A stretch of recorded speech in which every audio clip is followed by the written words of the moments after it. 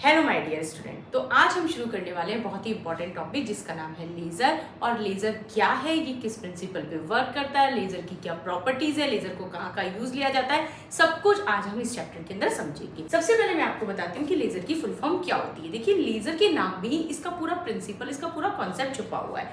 Laser की full form हो गई light amplification stimulation emission of radiation. क्या है ये आपको जब मैं अभी उसका प्रिंसिपल बताऊंगी समझ में आ जाएगा। बेसिकली आपको ये ध्यान रखना है कि laser is a device that emits light. क्या इमिट करता है? लाइट इमिट करता है through a process of optical amplification, जो कि बेस्ड है stimulation emission of electromagnetic radiation पे। यानी लेजर की सार ये है कि लेजर का जो प्रिंसिपल है वो स्टिमुलेट इमिशन पर वर्क करता है। ये स्टिमुलेट इमिशन ऑफ रेडिएशन क्या होता है ये भी आपको समझ में आ जाएगा। लेकिन उससे पहले हम शुरू करते हैं प्रॉपर्टीज ऑफ लेजर क्या होती है। लेजर की सबसे पहली प्रॉपर्टी है लेजर हाईली कोहेरेंस हमारे पास में सोर्स होता है। देखिए क्या होता है कोहेरेंस सोर्स। मैंने आपको पूरा कोहेरेंस चैप्टर जो है वो पढ़ा रखा है। अगर आपने नहीं पढ़ा है तो मैं आपको लिंक डिस्क्रिप्शन बॉक्स में शेयर कर देती हूँ, आप देख लीजिएगा। तो लेजर जो होता है हमारे पास में हाईली कोहेरेंट सोर्स होता है। हाईली कोहेरेंट सोर्स का मतलब क्या हो गया? इसका मतलब ये है कि जो फेज होता है हमारे पास में लाइट वेव्स के बीच में जो फेज है वो हमारे पास में सेम फेज में होती है लाइट वेव, यानी फेज डिफरेंस क्या हो जाता है? जीरो। यानी क्या है? सेम फेज होता है। और जो फेज डिफरेंस की अगर मैं बात करूं, फेज डिफरेंस क्या हो जाएगा इसके अंदर? फेज डिफरेंस हो जाता है कितना? जीरो हो जाता है। ठीक है। लेजर की सेकंड प्रॉपर्टी है हाईली मोनोक्रोमेटिक। ये भी मैंने आपको कोहेरेंस चैप्टर में बताया था। मोनोक्रोमेटिक मतलब होता है सिंगल वेवलेंथ की लाइट जो है वो हमारे पास में लेजर के अंदर इमिट होती है। इसका मतलब हाईली मोनोक्रोमेटिक है, एक वेवलेंथ है, यानी कि del lambda is equals to क्या हो गया? जीरो। या मैं कह सकती हूँ डेल न्यू, यानी फ्रीक्वेंसी में डिफरेंस भी क्या हो जाएगा? जीरो हो जाएगा। नेक्स्ट आते हैं हाईली डायरेक्शनल। लेजर जो होती है बिल्कुल टारगेटेड। आपको पता होगा लेजर बीम जो होती है बिल्कुल हमारे पास में हाई, उसकी एक फिक्स डायरेक्शन होती है। अगर मैं बात करूं नॉर्मल लाइट की तो ये नॉर्मल लाइट होती है। ठीक है, नॉर्मल लाइट इस तरीके से हमारे पास में डाइवर्स हो जाती है, बट लेजर जो होती है वो किस तरीके से लेजर बीम जाती है? एकदम बिल्कुल डायरेक्शनल जाती है। ये हमारे पास में हो जाएगी लेजर बीम। ठीक है। और उसके बाद में बात करूं हाईली इंटेंस, इसकी इंटेंसिटी क्या होती है? बहुत ही हाई इंटेंसिटी के साथ ये जाती है। तो हाई इंटेंसिटी के साथ लेजर लाइट जो है वो वर्क करती है। तो ये हमारे पास में कुछ प्रॉपर्टीज हैं लेजर की, आपको समझ में आ गया होगा। हाईली कोहेरेंस हमारे पास में होती है, हाईली मोनोक्रोमेटिक, हाईली डायरेक्शनल और साथ में हाईली इंटेंस होती है। ये लेजर के बारे में एक बेसिक इंट्रोडक्शन है, एक बार आप इसे नोट कीजिए क्योंकि आगे हम पढ़ेंगे अब लेजर के जो अलग अलग हमारे पास में आइंस्टीन कोफिशिएंट है वो किस तरीके से आते हैं। ठीक है, तो ये सब कुछ मैं अब यहां से हटा देती हूं। ठीक है,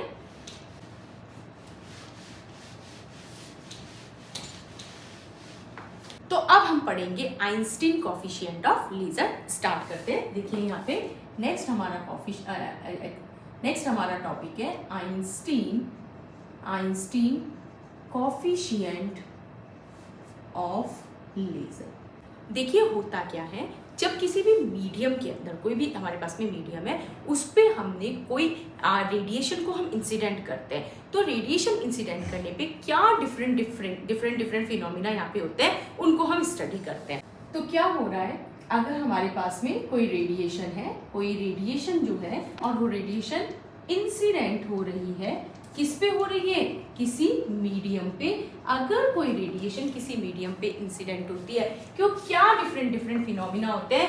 तीन डिफरेंट फिनोमिना यहाँ पे होते हैं। सबसे पहला फिनोमिना जो होता है वो होता है एब्जॉर्प्शन। क्या होता है? एब्जॉर्प्शन। और हम इसे ध्यान से समझते हैं कि ये एब्जॉर्प्शन क्या होता है। ठीक है, देखिए ये हमारे पास में E1 कोई स्टेट है जिसे मैं ग्राउंड स्टेट कह सकती हूँ, और ये मेरे पास में E2 कोई स्टेट है जिसे मैं कौन सी स्टेट कह सकती हूँ? Excited state. तो E1 मेरे पास में कौन सी स्टेट हो गई? Ground state. और ये मेरे पास में कौन सी स्टेट हो गई? एक्साइटेड स्टेट हो गई। ठीक है, यहाँ पे कोई एटम है, ये कोई एटम है हमारे पास में। ठीक है, और ये हमारे पास में एटम जो है, इस एटम ने एक फोटोन को क्या किया? एब्सॉर्ब किया। hν एनर्जी का फोटोन इस एटम ने एब्सॉर्ब किया। और ये हमारे पास में कंडीशन कौन सी है? बिफोर, मतलब पहले ऐसी कंडीशन थी। अब और इस एटम ने जब इस फोटोन को एब्सॉर्ब किया, इस फोटोन को एब्सॉर्ब करके कौन सी स्टेट में चला गया, एक्साइटेड स्टेट के अंदर चला गया। यानी कि क्या होगा, ये हमारे पास में अगेन ये E1 आपकी कौन सी स्टेट हो गई, ग्राउंड स्टेट। ये तो कौन सी स्टेट हो गई, ग्राउंड स्टेट। और ये आपका एटम कौन सी स्टेट के अंदर पहुंच चुका है, अब एक्साइटेड स्टेट के अंदर पहुंच चुका है। ठीक है, फोटोन को लेके। यानी कि यहाँ पे क्या हुआ, ये हमारे पास में कोई एटम था, उसने H फोटोन को लिया और वो एक्साइटेड स्टेट के अंदर पहुंच चुका है। ठीक है, अब बात आती है कि ये जो हमारे पास में एब्जॉर्प्शन है, इसकी रेट ऑफ एब्जॉर्प्शन किस किस पे डिपेंड कर रही है। तो देखिए, रेट ऑफ एब्जॉर्प्शन डिपेंड कर रहा है, सबसे पहले डिपेंड कर रहा है ग्राउंड स्टेट में प्रेजेंट एटम्स पे। जितनी ज्यादा नंबर में ग्राउंड स्टेट के अंदर एटम प्रेजेंट होंगे, ऑब्वियसली रेट ऑफ एब्जॉर्प्शन उतना ज्यादा होगा।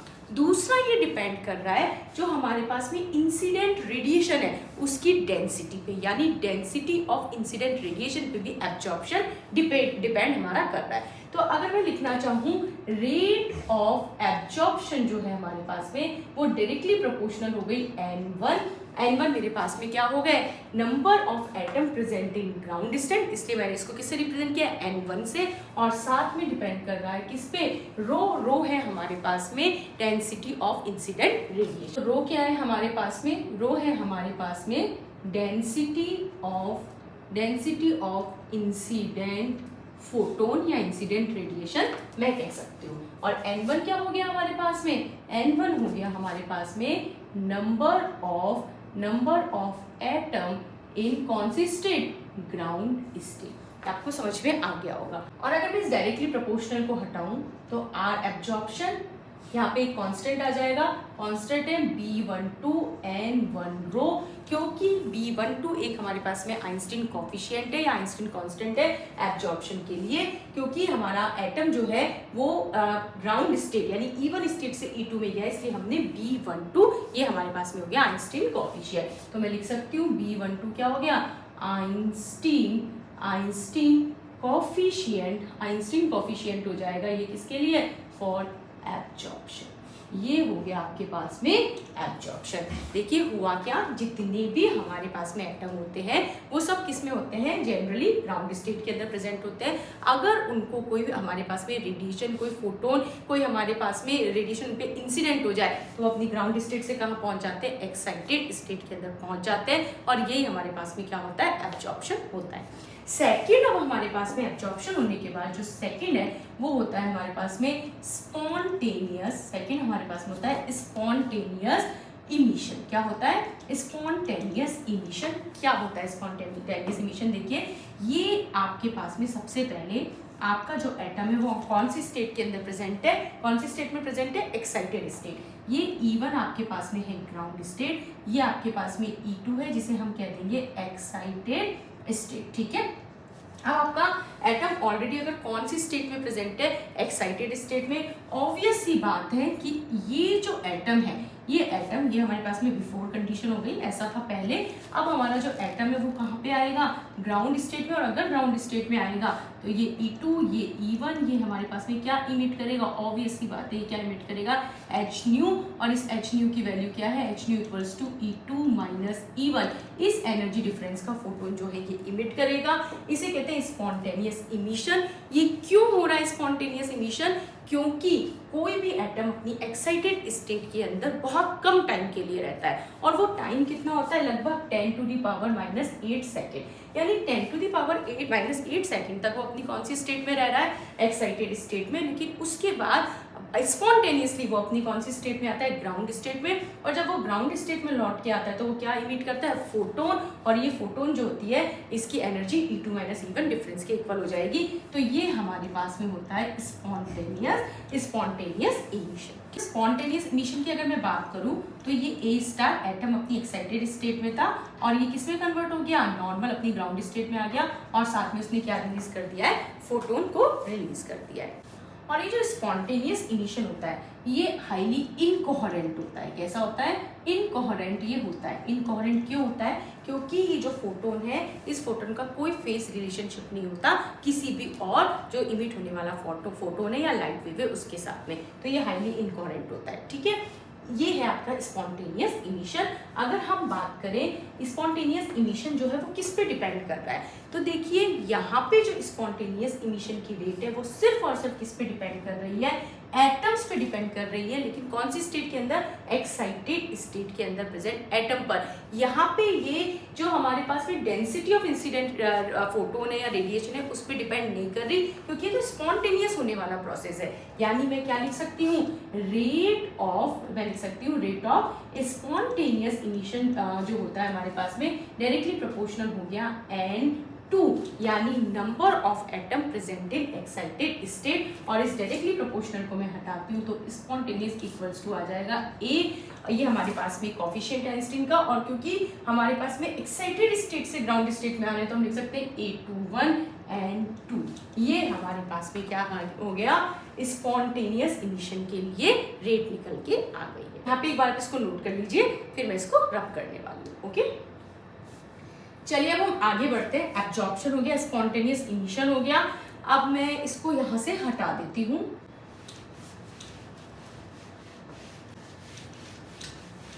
और ये जो दो वैल्यूज हमारी निकल के आई है, रेट ऑफ एब्जॉर्प्शन, इसको मैं यहाँ लिख देती हूँ दोबारा आपके लिए, B12 N1 रो, और R हमारे पास में spontaneous rate of spontaneous emission जो निकल के आया है A21 N2। ये भी मैं यहाँ पे लिख देती हूँ क्योंकि आगे हमारे काम आने वाला है। ठीक है, आगे बढ़ते हैं।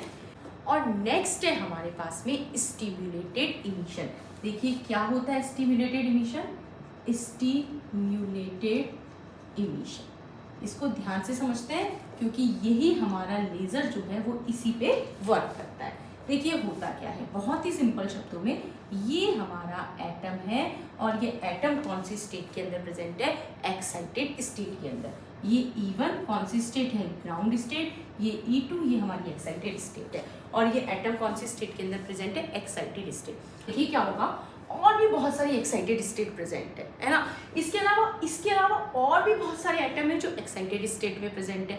तो उन एटम से निकलने वाला फोटोन वो स्ट्राइक कर सकता है, टक्कर कर सकता है किससे, हमारे इस एक्साइटेड एटम से।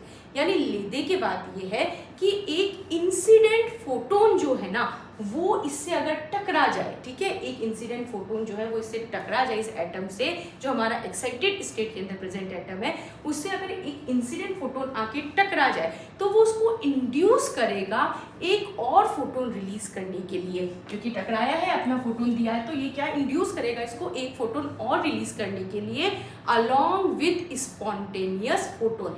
स्पॉन्टेनियस फोटोन तो निकलेगा जब भी अपनी एक्साइटेड स्टेट से और ग्राउंड स्टेट में आएगा तो एक स्पॉन्टेनियस इमिशन होगा, तो एक तो फोटोन वो निकलेगा और एक फोटोन जो यहाँ पे अलग से एक इंसिडेंट फोटोन इससे टकराया है साथ में वो भी यहाँ पे निकलता है। देखिए किस तरीके से, ये आपका एटम कहाँ पे आ गया, ग्राउंड स्टेट के अंदर, और जब ये ग्राउंड स्टेट में आया तो इसमें दो फोटोन निकले। एक फोटोन तो कौन सा, जो इंसिडेंट फोटोन था जिसने इसको इंड्यूस करा फोटोन निकालने के लिए, और दूसरा स्पॉन्टेनियस फोटोन जो निकलना ही था। ठीक है, अब आपको दिख रहा होगा कि जो दोनों फोटोन है, ये दोनों फोटोन सेम डायरेक्शन, इनकी डायरेक्शन क्या हो गई आपके पास में सेम। इन दोनों फोटोन की जो फेज है वो भी क्या हो जाती है, सेम। इन दोनों फोटोन की लैम्डा भी क्या है, सेम, और न्यू भी इनका क्या हो जाती है, फ्रीक्वेंसी सेम। यानी कि ये कैसे हो गए, कोहेरेंट हो जाते हैं, कोहेरेंट हो जाते हैं, हाईली कोहेरेंट। और ये इनहेंस कर देते हैं, किसको इनहेंस कर देते हैं, इंटेंसिटी को। तो ये क्या कर देते हैं, इनहेंस कर देते हैं, इनहेंस इन्होंने कर दिया किसको, इंटेंसिटी को। और इस प्रिंसिपल पे, स्टिम्युलेट इमिशन प्रिंसिपल पे ही वर्क करता है laser, light amplification stimulation emulsion of radiation हमने पढ़ा था। ठीक है, तो ये इसका प्रिंसिपल है स्टिम्युलेट इमिशन। ओके, अब क्या होता है, अगर मैं बात करूं रेट ऑफ स्टिम्युलेट इमिशन किसके डायरेक्टली प्रोपोर्शनल हो जाएगी, ऑब्वियस की बात है नंबर ऑफ एटम जो किसके अंदर प्रेजेंट है, एक्साइटेड स्टेट के अंदर, यानी कि N2। और आप लोग, हमने देखा भी अभी हम सब ने कि यहाँ पे इंसिडेंट फोटोन की इंटेंसिटी डेंसिटी पे तो डिपेंड कर ही रही है, यानी क्या आ जाएगा, किस पे डिपेंड करेगी, डेंसिटी ऑफ इंसिडेंट फोटोन। यानी स्टिम्युलेट इमिशन जो की रेट है किस पे डिपेंड कर रही है, डेंसिटी हमारे पास में क्या हो गया, incident photon, density of incident photon, और साथ में किस पे डिपेंड कर रही है, number of atom present in excited state. और अगर मैं इस प्रोपोर्शनल को हटा दूं तो R stimulate is equals to, अब क्या हो जाएगा, B21, क्योंकि हमारा एटम अपनी एक्साइटेड स्टेट से किस में आ रहा है, ग्राउंड स्टेट में, तो B21 and 2 रो ये निकल के आ जाएगा रेट ऑफ स्टिमुलेशन, इमिशन की रेट निकल के आ जाएगी। तो इस तरीके से rate of absorption, rate of spontaneous emission और rate of stimulated emission. Stimulated emission पे हमारा क्या वर्क करता है, लेजर। एक बार मैं दोबारा बता देती हूँ, स्टिमुलेट इमिशन एक बार मैं दोबारा बता देती हूँ, कुछ भी नहीं है, हमारा एटम जो कौन सी स्टेट में प्रेजेंट है, एक्साइटेड स्टेट में, इस पे अगर आके कोई इंसिडेंट फोटोन जो है वो आकर इससे टकराए, इससे इंटरेक्ट करेगा, तो क्या होगा, वो ये जो हमारे पास में हमारा एटम है ये अपनी स्पॉन्टेनियस फोटोन के साथ साथ में एक इंड्यूस हो गया, क्योंकि एक और फोटोन हमारे पास में बाहर इमिट करेगा, और क्योंकि ये दोनों फोटोन जो है, इन दोनों फोटोन की फेज जो है सेम है, इसलिए ये कैसा हो जाएगा, कोहेरेंट हो जाएगा, और इसी पे हमारा लेजर वर्क करता है। ठीक है, एक बार आप इसको देख लीजिए।